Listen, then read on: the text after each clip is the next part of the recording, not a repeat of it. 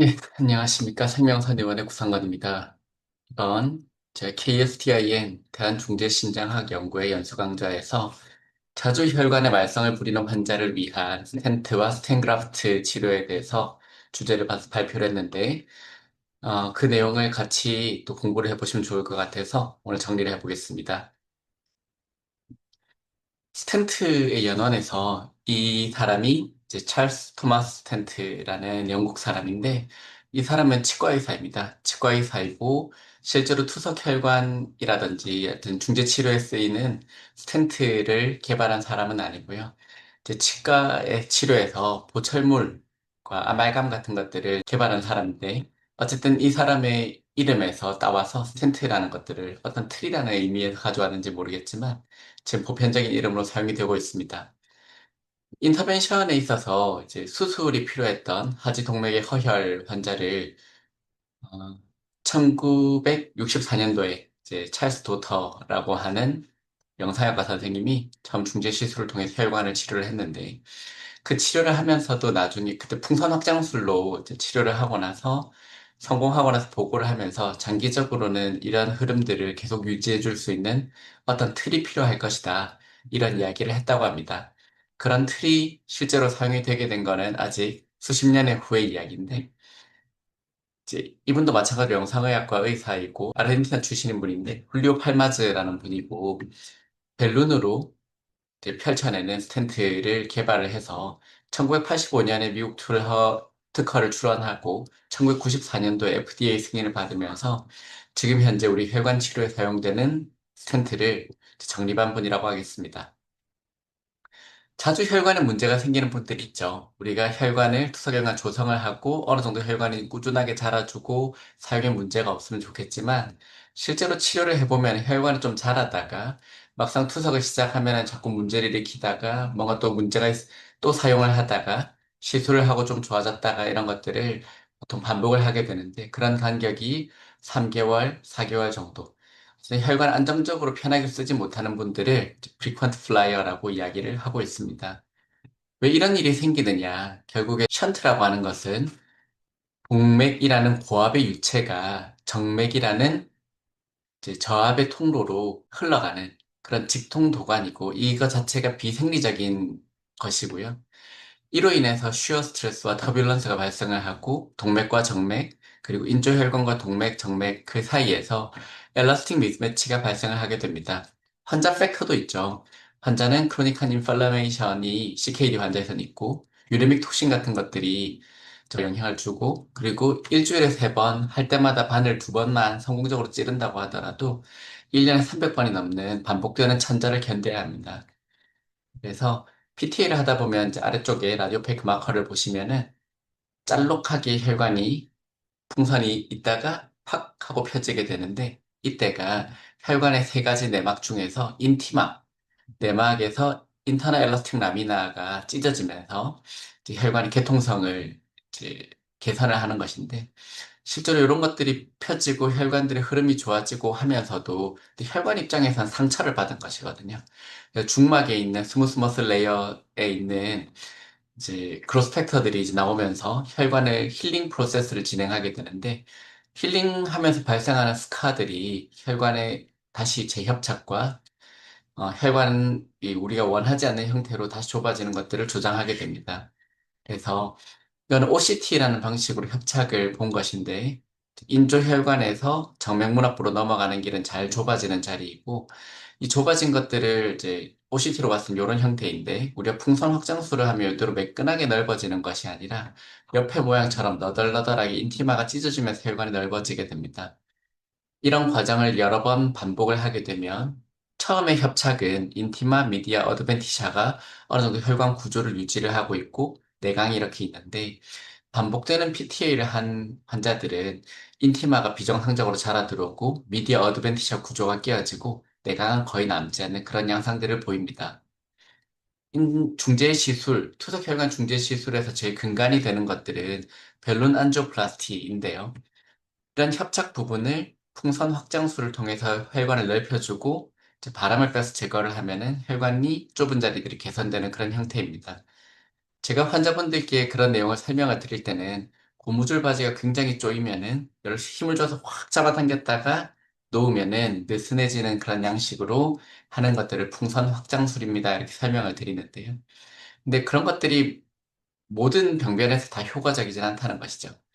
어떤 경우에는 힘을 줘서 확 잡아당길 때는 좀 늘어나는 것 같다가 협착이 너무 심해서 놓자마자 다시 좁아진다든지 아니면은 이제 오래되고 딱딱한 고무줄 같은 경우에는 고무줄을 잡아당기면은 늘어나는 게 아니고 터져버리죠.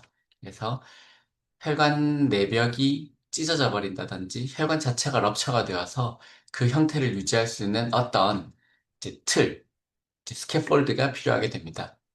그래서 스텐트를 사용을 하게 되는데 아까 말씀드린 것처럼 벨룬 익스펜더블 스텐트가 있고 어떤 샤프트 안에 가동을 놓았다가 형상을 기억하고 있다가 유지하려는 힘이 있어서 쭉 벗겨내면 이게 형태를 유지하는 그런 이제 셀프 익스펜더블 스텐트가 있는데 실제로 우리가 투석혈관 치료, 특히 페리페럴 치료에 있어서는 다 셀프 익스펜더블 스텐트를 사용하게 됩니다.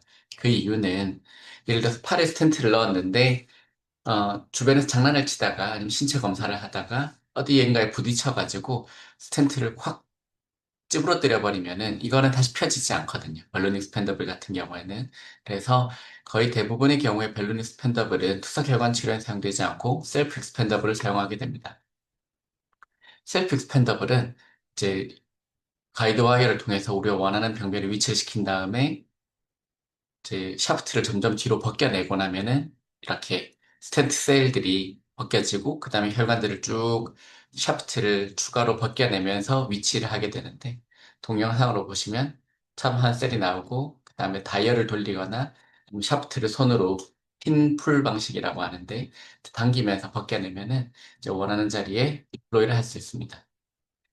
그래서 이런 치료가 나왔으면 지금까지 벨룬의 효과가 없던 사람들한테서 뭐 다마지를 다 해결해 줄 수 있을 것이라 기대를 했지만 실제로 써보면 그렇지 않다라는 것이죠. 이거는 이제 1997년도에 오래된 ICT인데 실제로 투석혈관의 특히 인조혈관에서 정맥문화 부여를 유지하는 데 있어서 이제 벨룬 안지오플라스티와 스텐트를 비교한 논문입니다. 실제로 비교했을 때 세컨더리 페이턴시에서 1년 이상 가면 조금 차이가 있을지 모르겠지만 어쨌든 전반적으로 통계적으로 의미 있는 효과를 보이지 못하고 거의 동일한 결과를 보였다는 것이죠. 왜 동맥 치료에서 여러 가지로 효과를 보였던 스텐트가 왜 투석혈관과 정맥 치료에서는 별로 재미를 보지 못했느냐에서는 동맥과 정맥 자체가 차이가 있어서 그런데 일단은 혈관 벽의 구조 차이가 있습니다. 동맥은 근육층이 두껍고 정맥은 벽이 얇은 데다가 밸브 같은 것들이 존재하죠. 그래서 정맥이 손상에 취약하고 과도한 섬유누락 증식 반응을 보이게 됩니다. 그리고 션트 플로우 같은 경우 좀 다르긴 하지만 동맥파 같은 경우에는 이렇게 펄스를 치면서 가는 데 비해서 정맥은 저압이고 저속에 지속적인 혈류가 가게 되는데 이런 것들이 스텐트 내부의 혈전 생성을 촉진하고 스텐트 내부 재협작을 잘 조정한다는 것이고요. 동맥 자체는 이렇게 좁아지고 하는 것들이 주된 이유가 아테로스클레로시스에 의한 플락이 제일 원인인데요. 정맥 같은 경우에는 외부의 압박, 반복적인 손상, 혈전 후의 섬유화 같은 외인성이거나 반응성 협착이 원인이 되는 경우가 많습니다. 그래서 정맥 스텐트 같은 경우에는 단순한 확장에다가 플러스로 이제 구조적인 지지가 필요하고 이제 스텐트 외에 이제 내막 증식을 억제하는 뭔가 다른 추가적인 도움이 필요하다는 것입니다.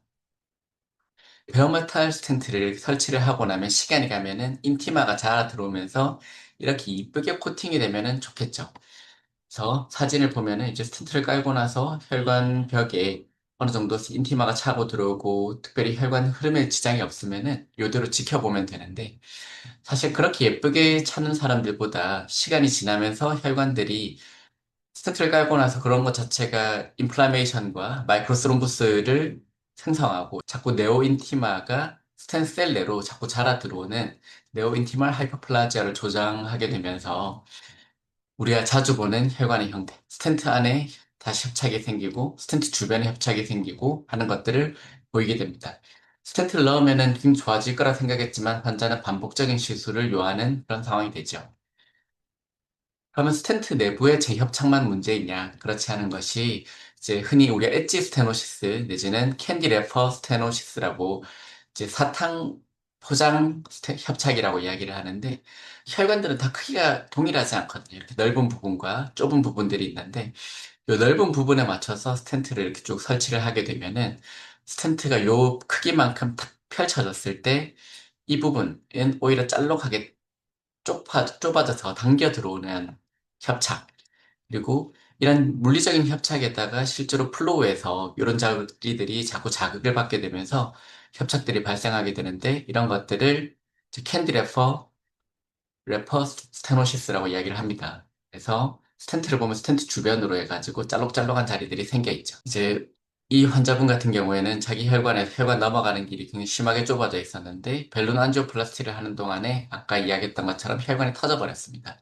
그래서 그 자리들을 해결을 하고 혈류를 안정시키기 위해서 스텐트를 설치를 했는데 화면에서 뚜렷하게 보이진 않지만 이쪽 위쪽에 있는 혈관들이 조금 더 좁아서 스텐트를 깔았을 때 약간 바로 조금 당겨 붙는 그런 엣지 스테노시스가 온 걸 확인할 수 있고요. 저희 병원에서 설치했던 환자분인데 실제로 이제 스텐트를 쇠팔리 까치 협착이 있어가지고 벨론 안지오플라스티를 하고 그러고 나서 혈관이 어느 정도 넓어졌지만 이제 밸브 주변으로 해가지고 혈관에 다이색이 생기면서 계속 혈관이 여전히 박동성을 보이고 충분한 치료 효과를 볼 수 없는 상태였습니다. 그래서 스텐트를 어디까지 설치할지가 고민이었는데 스텐트를 이제 서브클레비안 베인에 합류하는 부분에 딱 맞추어가지고 이제 설치를 했는데 스텐트 자체도 이제 자기 형태를 유지하려는 습성만큼 이제 혈관 스스로가 좀 펴지려고 하는 습성이 있는데 스트레스가 이제 스트레이팅 폴스로 인해 가지고 특히 이게 점점 시간이 42분에 처음 설치했을 때 위치였는데 한 7분 정도 다른 조작을 하고 나서 보았더니 스텐트가 좀 더 일어서더라는 것이죠. 그러면서 엣지에 더 추가적인 협착이 올 것이 예상이 되어 가지고 그런 경우에 좀 다시 와이어를 넣고 혈관들을 쭉 더 빼내서 좀 더 안정적인 자리로 혈관들을 스텐트를 확장을 해서 연결을 했고 이제 엣지 스테노시스를 예방하기 위한 조치들을 한 것을 보여드렸습니다. 이제 스텐트가 이외에도 다른 여러 가지 문제들을 일으키는데 이제 이런 겨드랑이 관절, 엑실라리 부분에 이제 관절 팔을 위아래로 움직임에 따라서 이제 스텐트가 외력을 자꾸 받으면서 깨어진 모양이고요. 이제 브이토스, 이제 우리가 소라식 아울렛이라고 이야기를 하는데 퍼스트 립과 클레비클 사이에 끼이는 구조에 지속적인 외력을 받으면서 스텐트가 깨어지는 모습들을 우리가 종종 보곤 합니다. 그리고 시술을 실제로 하면서 이제 투석 혈관에 대한 이해가 없이 어떤 형태로 쓰는지를 모르고 어쨌든 흐름 자체를 중요하게 생각하는 선생님들이 간혹 계신데 환자분 투석 혈관을 바늘을 찔 때마다 너무 느낌이 이상하다면서 혈관 평가를 의뢰받은 환자분이시고요. 실제로 바늘이 들어가는데 너무 이제 되게 뭔가에 걸리는 느낌들이 있어서 이제 초음파로 평가를 해보았더니 혈관 자체가 다 이제 스텐트, 인조혈관 내부에 스텐트를 이렇게 쭉 깔아놓은 그런 형태였던 것이죠. 이런 경우에는 물론 천장에서 사용을 하는 데는 당장은 가능은 하지만은 특히 인조혈관에서 이런 것들이 피부 바깥에 나왔을 때 잠재적인 감염원이 되거나 하는 문제들을 추가로 조장을 할 수 있습니다. 저희 병원에 방문해 주셨던 이제 인근에 있는 다른 도시에 있는 환자분이셨는데 바늘을 찔렀는데 바늘이 들어가지도 않고 나오지도 않습니다 하면서 요런 바늘을 걸쳐놓은 상태로 오셨습니다. 그래서 저희 병원에서 잡아당겨 보니까 이제 바늘의 빼가이에 이제 뭔가 걸려 있는 것이 보이는 것이죠. 이제 이렇게 하고 제거를 해보았더니 스텐트 있는 스트럿이 이제 이렇게 튀어나와 있는 것을 볼 수 있었습니다. 사실 환자분 나중에 정리되고 나서 환자의 팔 사진인데요. 여기에 스텐트가 어디에 있는지를 우리가 짐작하기가 어렵죠. 그래서 초음파로 평가를 해보니까 이제 스텐트가 이렇게 들어있었고 보통 A 천자를 여기에서 역방향으로 천자를 하던 분으로 보이는데 역방향 천자를 하면서 이제 스텐의 스트럿에 이제 빼가이가 걸렸던 것으로 보이고 여기 잡아당기면 스텐 구조가 이렇게 손상이 왔습니다. 그래서 사실 처음에 스텐트를 넣으면서 여기는 이제 스텐트를 넣었으면 찌르지 마세요라고 물론 회신을 열심히 하시겠지만 그런 것들이 시간이 가면서 잘 잊혀지기도 하고 그리고 환자분들이 나중에 다른 투석실로 옮기게 되면 그런 인계들은 대부분 없어지기 마련입니다. 그래서 가능한 천자구역을 포함해서는 스텐트 사용하는 것들을 지양하는 것이 좋겠고요. 그리고 다음 수술 옵션을 이제 제한하기도 합니다.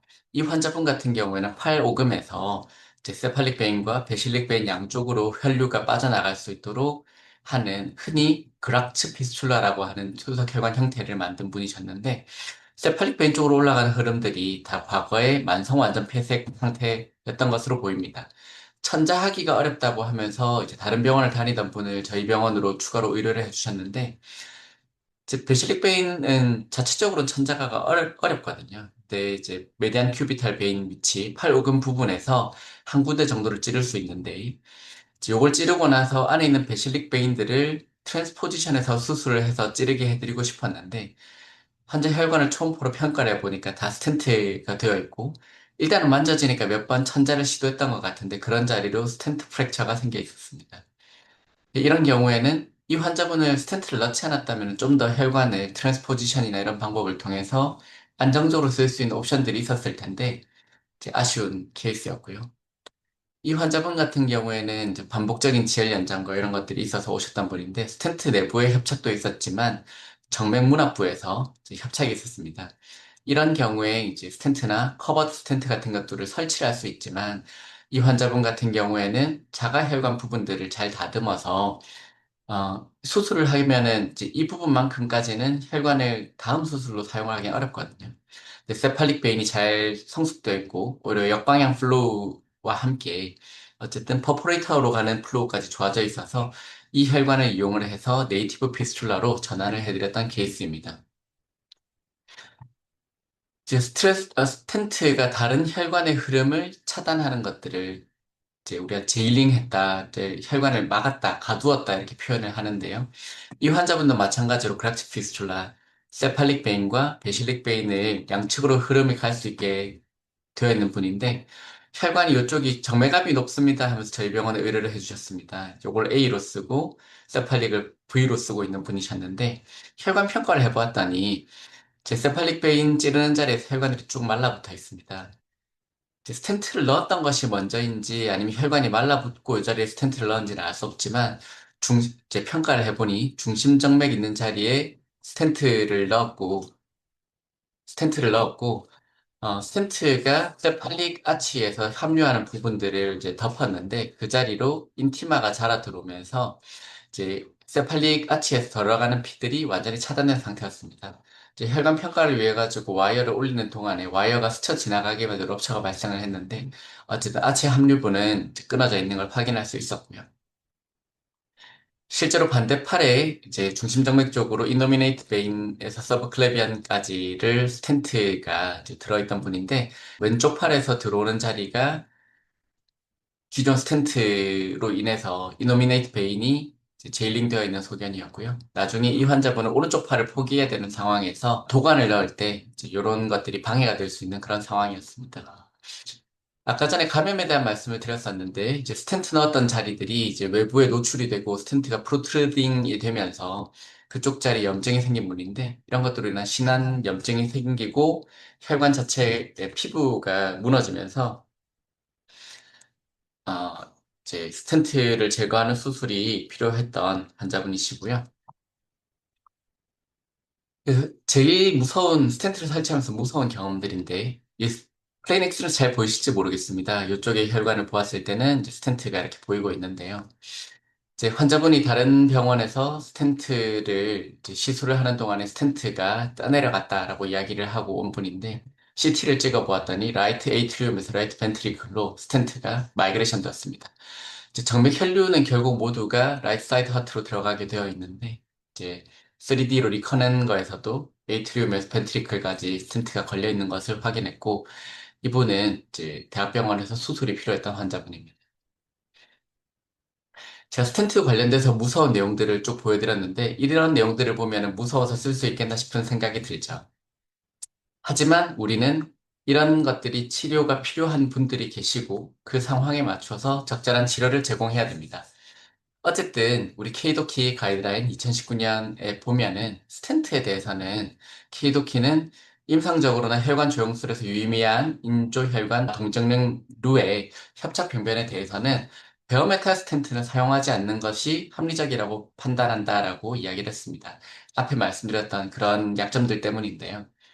그래서 스텐트 그라프트는 다른 필요한 상황들에 대해서 따로 열거를 하고 이제 사용을 고려할 수 있다고 되어 있습니다. 아까 말씀드렸던 것처럼 베어메탈 스텐트 같은 경우에는 안쪽으로 이제 스텐트 네오인티마가 자라 들어오면서 다시 조장을 하는 인스턴트 리스테노시스를 발생시킨다고 했는데 그런 것들이 우리 인조혈관에 사용하는 ePTFE라는 것들로 랩핑을 해서 더 이상 살들이 추가로 자라 들어오지 못하도록 막아져 있는 형태가 스텐 그라프트 혹은 커버드 스텐트입니다. 그래서 똑같은 브라키오엑실라리 그라프트에서 이제 유출로의 협착에 대해서 그냥 베어메탈 스텐트를 넣었을 때 이렇게 심한 인스턴트 리스테노시스가 오는 환자에서 스텐 그라프트를 설치했을 때는 수개월 그리고 약 1년 이상이 지나도 특별히 인스턴트 리스테노시스가 오지 않고 유지를 할 수 있는 그런 차이들을 보여주고 있습니다. 그리고 이 환자분 같은 경우에는 이제 40대 초반에 이제 여자 환자분이셨는데 저희 병원에 혈관이 막혀서 오셨는데 그때 혈관을 열고 보니까 이제 이미 스텐트가 여러 개가 깔려 있고 이제 흔히 말하는 서브클레비안 함류부에도 협착이 있는 상태였습니다. 환자분이 이렇게 쭉 협착이 있고 계속 혈관이 박동성을 보이는데 수술로 엑실러리 트랜스포지션을 해드렸으면 좋겠지만 엑실러리 레벨에 있는 브라키알 베인들이 상태가 매우 나빴습니다. 그래서 트랜스포지션으로 혈관을 그대로 끌고 가기가 어려울 것으로 생각이 되고 환자분은 이제 이식이 크게 많이 남지 않았다고 판단이 되는 환자분이셔서 어떻게든 이쪽 오른쪽 팔을 좀 더 혈관을 안정적으로 유지하는 걸 목표로 잡았는데 그 이후로 그래서 여기 스텐트를 넣어드렸는데 추가로 근데 그 자리 외에도 추 이후로도 자꾸 협착이 반복돼서 오시는데 주된 병변이 이 세팔릭 아치 레벨이라고 판단이 되었습니다. 그래서 보험 급여 조건이 되지는 않지만 그 당시에 이제 도네이션을 받아서 샘플로 사용을 할 수 있는 스텐그라프트가 있어가지고 가장 문제가 되는 부분에 이제 스텐그라프트를 추가로 설치를 했습니다. 그랬을 때 다른 구역에서는 인스턴트 리스테노시스가 발생하는데 이 부분들에서는 ISR이 잘 오지 않고 유지할 수 있었던 그런 케이스입니다. 그래서 스탠그라프트 같은 경우에는 여러 가지 RCT에서 그 효용들을 입증을 하였는데 2010년도에 플레어 트라이얼에서는 그라프트 베인 아나스토모시스 사이트에서 스탠그라프트를 사용을 하였을 때 어쨌든 6개월 타겟 에어리어의 프라이머리 페이턴시가 2배 이상 형성된 걸 보였었고 2016년도에서도 마찬가지로 그라프트 베인 아나스토모시스에 있어서 리노바 트라이얼을 했었는데 2년을 팔로우를 했는데서도 계속 꾸준하게 한 2배 정도의 개통성 개선을 입증했습니다. 그리고 레스큐 트라이얼은 2016년에 베어메탈 스텐트 안에 인스턴트 리스테노시스, 제가 앞에 보여드린 사례진처럼 인티마가 다시 자라 들어오는 그런 자리들에 스텐그라프트를 추가로 깔았을 때도 이제 개통성 유지를 잘 했다는 것을 보여주었고요. 그리고 2023년에 에비뉴 트라이얼이라고 해가지고 자가혈관 동정맥류 상환에 있었던 곳에서도 협착변변에 스텐그라프트를 깔았을 때 일반 발론 안지오플라스티에 비해서 2배 이상 향상되는 것을 보여줄 수 있었습니다. 그래서 최근까지의 이제 스텐그라프트를 이용한 시스테마틱 리뷰, 메타 분석에서도 전반적으로 스텐그라프트를 넣는 거에 대해서 페이버한 그런 결과들을 많이 보여줬습니다. 지금까지 이제 그럼 이런 것들을 막 쓸 수 있느냐 하면 그렇지는 않고 우리나라의 스텐트와 스텐그라프트의 급여 기준은 베어메탈 스텐트 같은 경우에는 아주 좀 주관적으로 되어 있는데 PTA 시술 후에 충분한 결과를 얻지 못하거나 합병증이 발생한 경우 그리고 다만 중심정맥, 그러니까 상대정맥과 서브클레비안 베인과 브라키오세팔릭 베인의 만성 혈관 폐색에서는 1차적으로 삽입한 경우에도 인정된다고 하고 있습니다.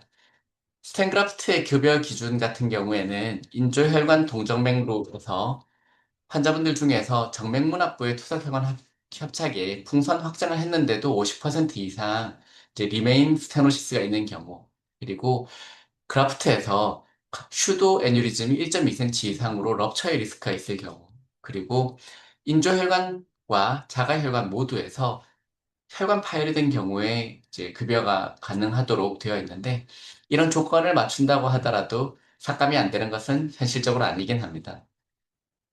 지금까지 내용을 정리했을 때 스텐그라프트는 어쨌든 발론을 이용한 기존 안지오플라스티의 반응이 나쁜 프리퀀트 플라이어들에게 현실적인 도움이 될 수 있으며 그 효과를 RCT 등 잘 설계된 연구에서 입증을 하였습니다.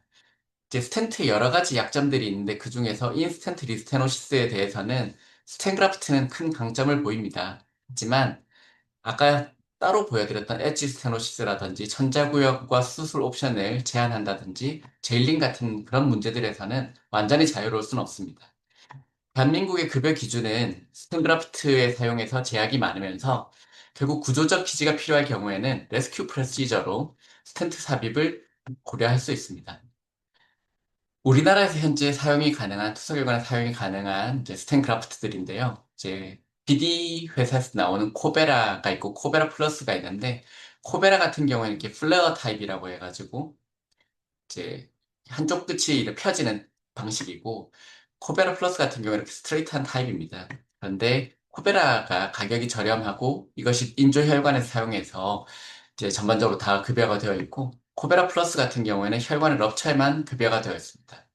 이렇게 한쪽이 쭉 펴져 나가는 것이 플레어드 타입인 코베라인데요.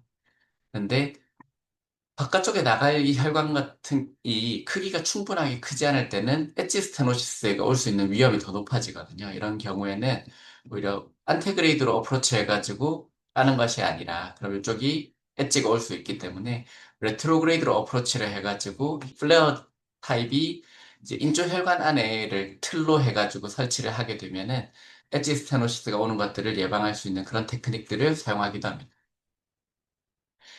이제 좀 추가적으로 DCB에 대해서 말씀을 드리려고 하는데요. DCB가 올해 5월부터 일반 풍선 카테터 시술 후 3개월 이내에 재협착이 있는 경우 혈관 내경의 70% 이상 협착이거나 인스턴트 리스테노시스의 50% 이상의 재협착인 경우에는 시술당 한 개씩 급여가 되도록 허가를 받았습니다. 그래서 저희 환자분들 중에서 저희 병원에 처음 오셨을 때 혈관이 이미 스텐트가 중심 정맥에 들어있고 ISR이 반복돼서 오시는 분이고 팔이 부어서 오셨던 분이신데 이분은 2024년 4월에 저희 병원 처음 오셔서 처음에는 4달 정도 개통성을 유지를 하시다가 나중엔 2달 반 정도로 점점 협착이 다시 오는 것들이 짧아지는 분이었습니다. 별론 안지오플라스티를 하고 나면은 이제 혈관이 확장되면서 다시 부기가 개선되는데 그런 간격이 점점 짧아지는 것이죠.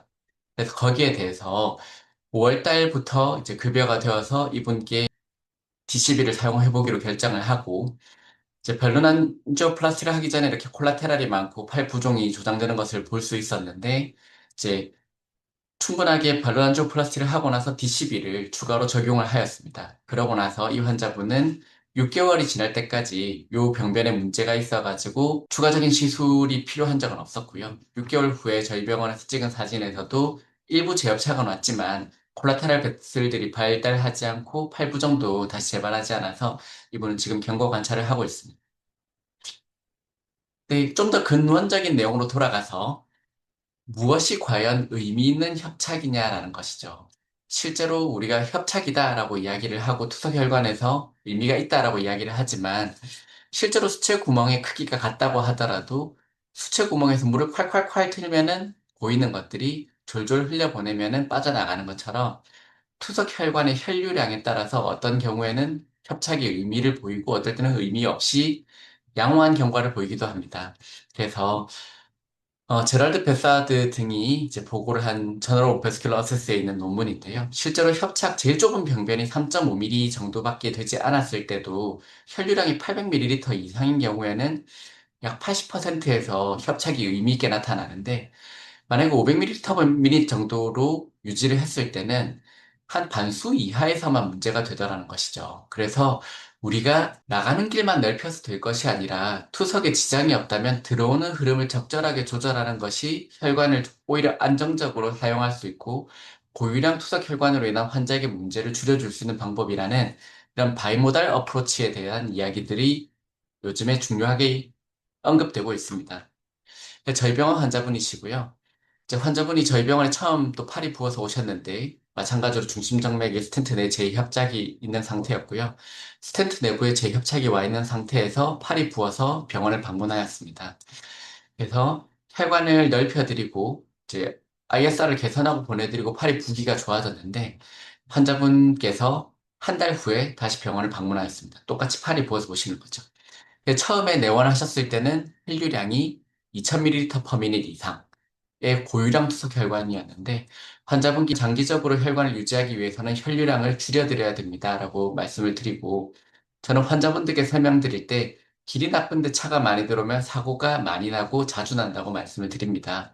그래서 한 달 후에 오셨을 때는 길을 넓혀드리고 나서 일렉티브로 혈류량을 축소하는 수술을 해드렸는데 인조혈관으로 인터포지션하는 방식으로 해가지고 혈류량을 1000ml per minute 정도로 반 정도로 줄여드렸는데 그 이후로는 환자분은 5개월, 6개월씩 계통성을 유지를 할 수 있는 그런 형태로 저희 병원은 팔로우하고 있습니다. 정리하겠습니다. 투석혈관은 비생리적 직통도관으로 협착이나 폐색 등 혈류 관련 장애가 발생할 수 있습니다. 이런 협착의 빈도가 잦은 frequent flyer에서 구조적인 지지가 필요할 경우에 스텐트나 스텐그라프트를 고려할 수 있으며 스텐그라프트는 내막 증식으로 인한 인스턴트 리스테노시스를 억제하여서 계통성 유지를 입증하였습니다. 스텐트와 스텐그라프트의 사용은 연관된 협착 외에도 천자고형 및 후술옵션의 제한, 젤링 등의 문제를 유발할 수 있으며 적절한 환자에게 적절한 기구를 적절한 방법으로 치료에 적용하는 것이 필요하겠습니다. 국내 보험 급여 조건이 중요하죠. 거기에 맞추어서 기구를 선택하되 스텐트를 선택한다면 내막 증식 억제를 위한 조치, 추가적인 수술적 교정 등 장기간 계통성 유지를 위한 적절한 치료 방침의 수립이 필요하다고 하겠습니다. 예, 경청해 주셔서 감사합니다.